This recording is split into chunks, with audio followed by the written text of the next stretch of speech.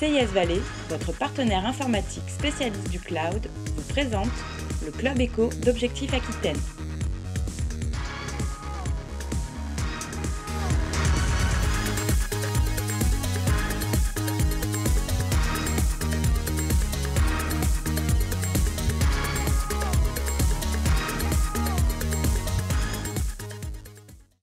Bonjour et bienvenue dans le Club Éco d'Objectif Aquitaine spécial Vinexpo. Pour cette nouvelle émission, nous accueillons aujourd'hui Thierry Russman. Bonjour. Bonjour. Vous êtes à la tête d'un cabinet que vous dirigez, cabinet spécialisé dans les fusions, acquisitions, restructuration également, je crois, de vignobles.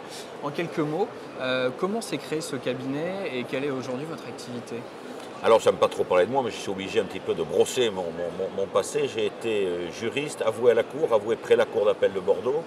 Et puis, par la vie et par ma belle famille, j'ai été amené à diriger un grand cru classé de Dijon 55 pendant 12 ans, où j'en étais le PDG, et également un grand cru bourgeois du Médoc, un cru supérieur. Donc, un jour, avec mon ami Patrice Pichet, qui est bien connu également dans la région, que j'avais toujours conseillé sur les vins, sur l'acquisition de sa cave, de ses vins, un jour, on m'a dit, Thierry, il y a 2 mois à trouver une propriété. Je lui ai dit, allions nos compétences.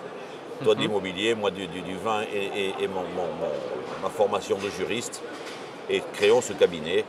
Rustman et associé, il a voulu rester discret. Il s'est appelé pendant un moment Pichet et Rustman et ensuite on l'a débaptisé Rustman et associé. Nous lui avons trouvé un très beau château qui s'appelait les Carmaubrions.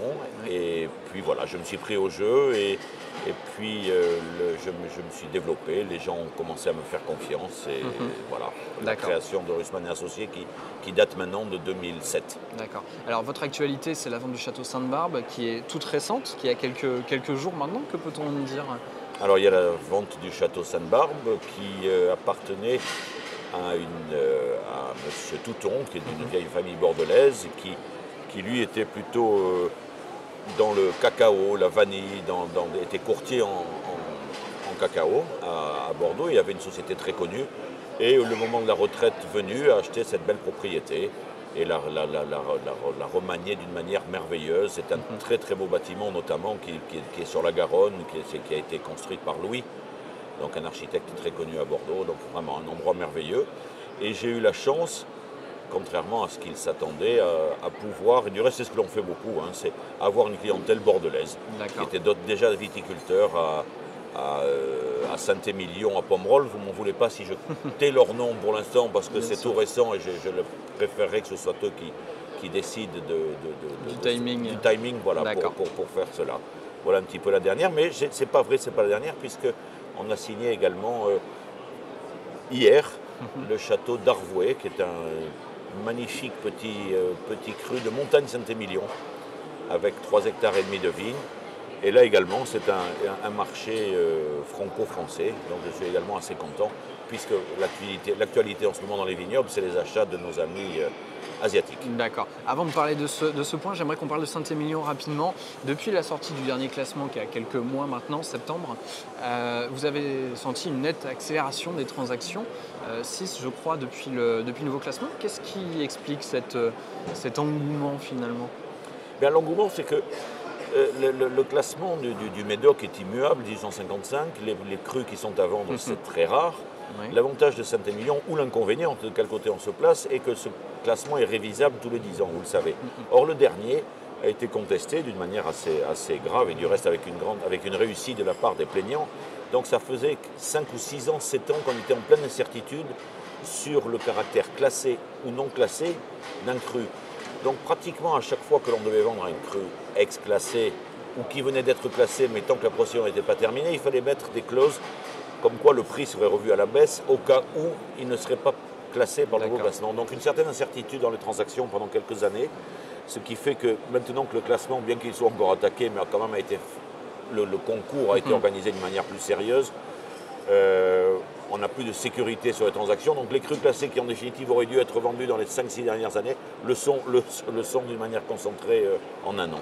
D'accord. Alors on parlait tout à l'heure de cette clientèle asiatique qui vient chercher des châteaux dans le Bordelais. Voilà, qu'est-ce qu'on peut en dire ? Est-ce que ce n'est toujours pas la majorité, cela dit, des transactions ? On est bien d'accord. On est bien d'accord. Vous savez, il y a 10 000 noms de châteaux dans toutes les appellations bordelaises confondues. Or, je crois que nos amis chinois ont acquis pour l'instant une cinquantaine de propriétés pour 30, 40 ou 50 millions d'euros en gros, ce qui veut dire que les propriétés ne sont pas dans des appellations prestigieuses, je m'excuse, ce n'est pas le mot que d'autres appellations en entendent, mais enfin bon, les appellations phares de Bordeaux, donc il s'agit la plupart du temps... Pas les plus réputées. Pas les plus réputées, il s'agit d'appellations Bordeaux, Bordeaux supérieur, entre-deux-mers. L'avantage de ces propriétés et de cette zone surtout, c'est que l'architecture y est magnifique, et qu'il y a de très belles demeures, de très beaux parcs, et je crois aujourd'hui que c'est plus ce que nos amis cherchent que vraiment faire du vin de grande qualité ou de qualité exceptionnelle. Et ça correspond aussi à des budgets qui sont je crois, un petit peu dus à leur législation propre, à savoir qu'eux-mêmes peuvent facilement sortir 3, 4, 5 millions d'euros de Chine. Je crois qu'ils n'ont pas encore les autorisations gouvernementales pour en sortir 40 ou 50 ou 60, somme qui est souvent nécessaire pour acquérir des crus de prestige. Quel est le profil type des vendeurs désormais? Est-ce qu'il y en a un d'ailleurs? Oui, il y en a toujours un. Il y a la retraite, il y a malheureusement la succession, malheureusement aussi ou pas les divorces, bien sûr, donc tout ça qui est lié à des conditions familiales, qui malheureusement ça arrive, et vous connaissez la fiscalité française, fait que à partir du moment où on exploite une exploitation agricole ou viticole, on n'a pas à payer d'ISF. Or, ce qui arrive souvent dans une famille où de 3-4 frères, il y en a un qui exploite, qui en tire des revenus, qui n'a pas à payer l'ISF, souvent 3 ou 4, eux n'exploitent pas, et les propriétés valent ce qu'elles valent maintenant, et notamment dans les appellations les plus réputées, forcément, pas forcément des discordes, mais une impossibilité d'assumer, de faire face à la fiscalité. Voilà en gros le premier profil. Ensuite, il y a les groupes, ce que l'on peut appeler financiers, que sont les mutuelles, les compagnies d'assurance, les banques qui ont investi à une certaine époque dans ces propriétés. Quelle que soit leur activité ou leur bilan, ils sont à la tête de domaines qui valent beaucoup plus d'argent qu'ils ne l'ont acquis. Donc parfois, pour faire plaisir aux actionnaires, on est obligé de réaliser un peu des bénéfices. Donc également des groupes financiers qui cèdent leur participation ou les propriétés qu'ils avaient acquises. D'accord. Thierry Rossmann, merci beaucoup de nous avoir rejoints sur ce plateau. Bon Vinexpo. Merci à vous. Merci de nous avoir suivis dans le Club Éco d'Objectif Aquitaine. À demain. Le Club Éco d'Objectif Aquitaine vous a été présenté par CIS Valley, votre partenaire informatique spécialiste du cloud.